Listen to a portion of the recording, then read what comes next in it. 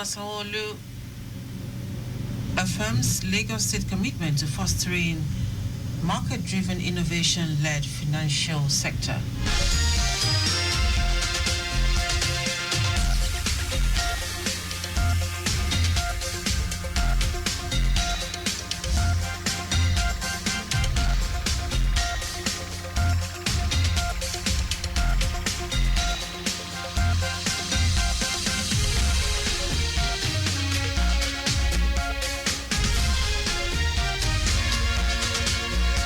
Good morning. Here is the news at 10. First, the highlights.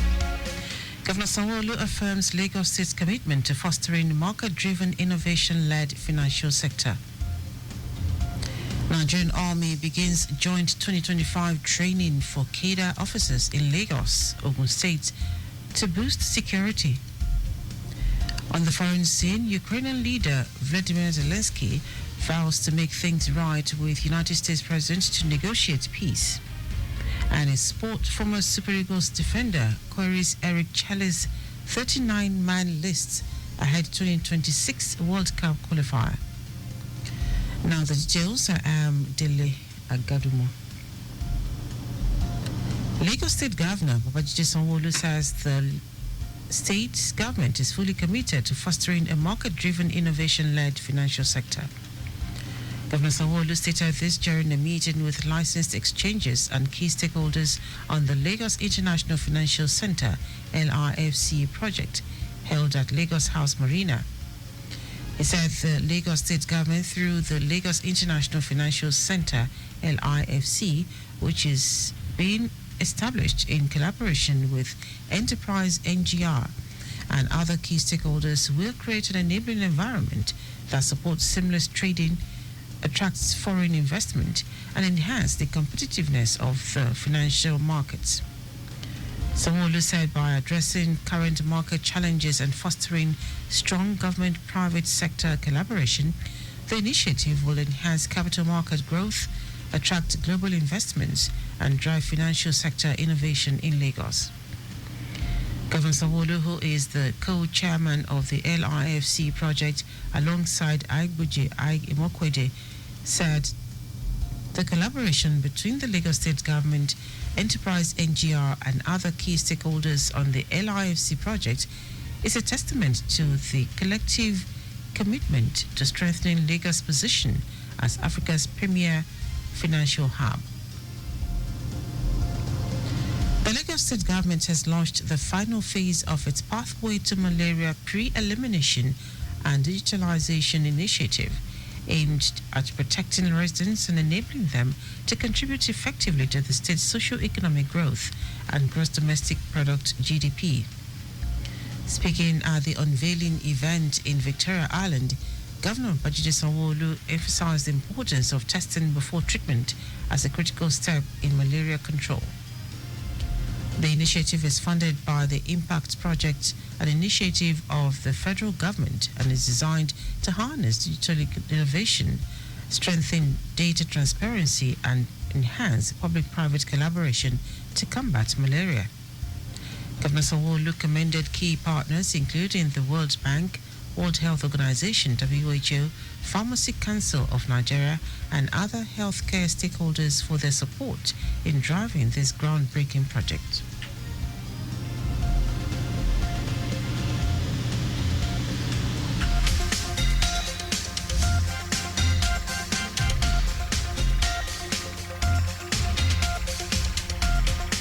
And so this vision, though ambitious, I believe is achievable. It requires, therefore, all of us, government agencies, healthcare practitioners, healthcare providers, community leaders, development partners, and indeed all citizens to work together with an unwavering resolve.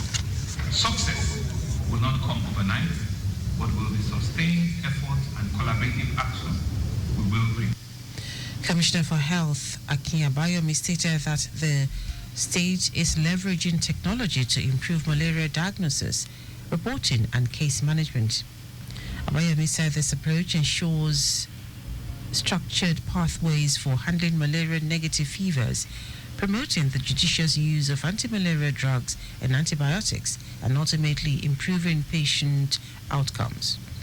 On his part, Minister of Health and Social Welfare, Mohammed Ali Pate, who was represented by Minister of State for Health, Isiaq Salako, praised Lagos for its pioneering efforts in malaria elimination and urged stakeholders to continue their commitment to achieve this goal. The ministry is taking these steps in order to reverse the undesirable trend of being the highest body malaria endemic country globally, accounting for 27% and 31% of cases and deaths respectively. I am confident that Lagos State possesses the needed attributes that can help drive Nigeria to malaria elimination through such pace-setting initiative like this program. During the event, the governor announced the appointment of the Executive Secretary of Health Facilities Monitoring and Accreditation Agency, Abiola Idowu, as a permanent secretary. Lagos State government has emphasized the importance of collaboration and data-driven governance in achieving the Sustainable Development Goals aimed at creating a sustainable world by 2030. The special advisor to the governor on SDGs, Oreoluwa Fini, stated this as Lagos plays host to the Southwest Regional Consultation on Nigeria's 2025 Voluntary National Review, VNR, on sustainable development with the theme Advancing Sustainable Inclusive Science and Evidence-Based Solutions for 2030 Agenda for Sustainable Development and its Sustainable Development Goals for Leaving No One Behind. Fini highlighted the significance of the 2025 VNR as a crucial milestone in the journey towards the 2030 Agenda and the need for multi-stakeholder involvement in driving sustainable development at both national and subnational levels. With its high population and economic viability, Lagos State has consistently been a driving force in achieving the SDGs, leveraging evidence-based decision-making to drive impact. The Lagos State Voluntary Local Review conducted in 2023 is a testament to this commitment. The state policies have been more in line with international development targets. The theme's agenda is an SDG agenda. In her keynote address, Senior Special Assistant to the President on SDGs, Adejoke Orilokwe Adefulire, explained that Nigeria has presented 2 VNRs in 2017 and 2020, with plans in place to present the third one this year, along with 38 other countries. Hence the need to consult widely with key stakeholders across the key segments of society. Orilokwe Adefulire, who was represented by her senior technical advisor, Bala Yunusa, said the consultation will review Nigeria SDGs Progress Report of 2024 through the lenses of institutional frameworks, progress on the 17 SDGs, lessons learned, implementation challenges, and key recommendations. Following this flag off in Lagos, series of consultations will take place in Uyo for the South-South, Enugu for the Southeast, Gombe for the Northeast, Kaduna for the Northwest, and Abuja, FCT for the North Central. We will conclude by hosting a national validation workshop in Abuja. Incidentally, this year's Voluntary National Review is coming at a time world leaders adopted the Pact for the Future during the 79th session of the United Nations General Assembly. Participants drawn from Lagos, Ogun, Osun, Ondo, Oyo, and Ekiti states underscored the importance of such engagement to enable stakeholders stay updated on the implementation and progress of the SDGs ahead of the 2030 target. A lot of things we have been doing since, the center was set up about 2 years ago in 2022, to move forward the implementation of the SDG in Nigeria. We have done a lot of things. For example, we've had 2 conferences the last 2 years.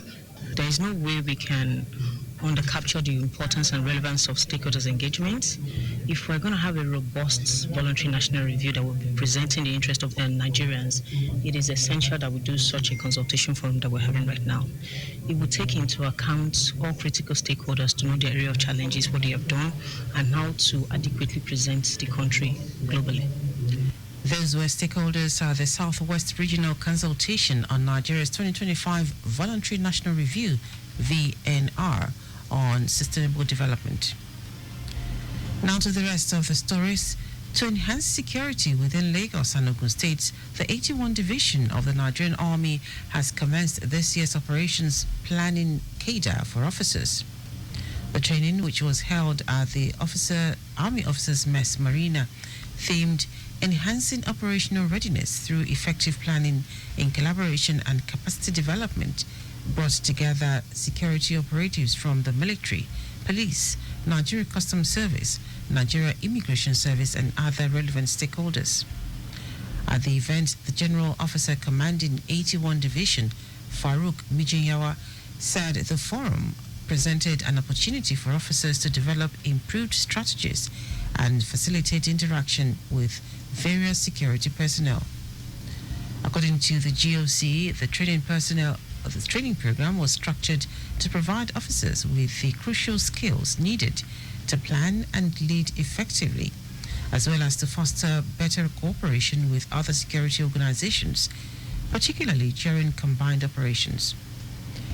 He emphasized that the inclusion of various security agencies in the training was intended to create a more authentic learning experience, reflecting the reality of joint operations in domestic security. Mijiyawa urged participants to actively contribute their insights and perspectives to ensure the cadre's goals are met. The federal government has called on women across the country to explore investment opportunities in the capital market, describing it as a vital tool for wealth creation and economic empowerment. This came to the fore at the launch of the Securities and Exchange Commission SEC podcast in Abuja, an event aimed at boosting financial literacy and inclusion. Minister of State for Finance Doris Uzoka Anite, who officiated the launch, emphasized the transformative potential of women's participation in the capital market. Uzoka Anite said by leveraging the capital market, Nigerian women can unlock new opportunities for wealth creation, economic growth, and prosperity.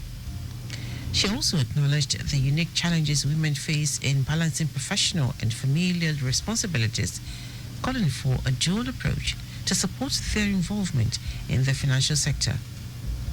SEC Director General Imomotimi Agama elaborated on its purpose, saying the Commission wants people in the most remote parts of the country to be aware of the capital market and how they can participate to create wealth. Now to foreign news. Ukrainian President Vladimir Zelensky says he is ready to work under United States President Donald Trump's strong leadership to achieve a lasting peace days after their explosive Oval Office meeting. Zelensky described the White House showdown as regrettable in a lengthy social media post in the wake of the U.S. announcing a pause in military aid to Kyiv. He said it is time to make things right after President Trump had accused him of not being ready to come to the negotiating table. The Oval Office meeting between Zelensky and U.S. officials last week was due to conclude with the two parties signing a deal that would grant the U.S. access to rare earth minerals in Ukraine. While European leaders rallied behind Zelensky following the clash, NATO Secretary General Mark Rutte advised the Ukrainian leader to find a way to restore his relationship with President Trump. In our sport, former Nigerian international Ifeanyi Udeze has questioned the Super Eagles' 39-man provisional list ahead of this month's World Cup qualifiers against Rwanda and Zimbabwe. On Tuesday, new head coach Eric Chale unveiled his first list as the Eagles look to get their qualifying campaign back on track.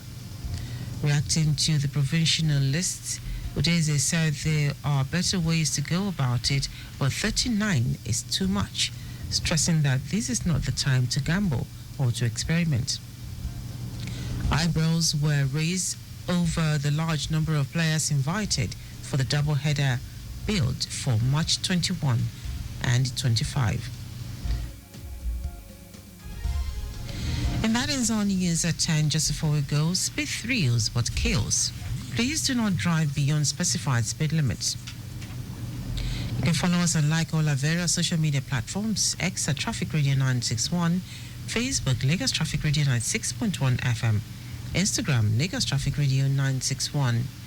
Subscribe and watch our news and programs live on YouTube at Traffic Radio 961. You can also visit our website www.trafficradio961.ng. Did you know that the Sanwo-Olu administration provided 450,000 pupils with e-learning devices? You can get more details on the Lagos State Government website. To end the news, try the highlights of the major stories. Lagos State Governor Babajide Sanwo-Olu said the state government is fully committed to fostering a market-driven, innovation-led financial sector. To enhance security within Lagos and Ogun State, the 81 Division of the Nigerian Army has commenced this year's operations planning cadre for officers. Also told you that Vladimir Zelensky said he is ready to work under U.S. President Donald Trump's strong leadership to achieve a lasting peace days after their explosive Oval Office meeting. And in sport, former Nigeria international Ifeanyi Udeze has questioned the Super Eagles' 39-man provisional list ahead of this month's World Cup qualifiers against Rwanda and Zimbabwe. For contact with the newsroom, send a message to info@trafficradio961.ng. That is the news broadcast compiled by Kayode Mafolashere.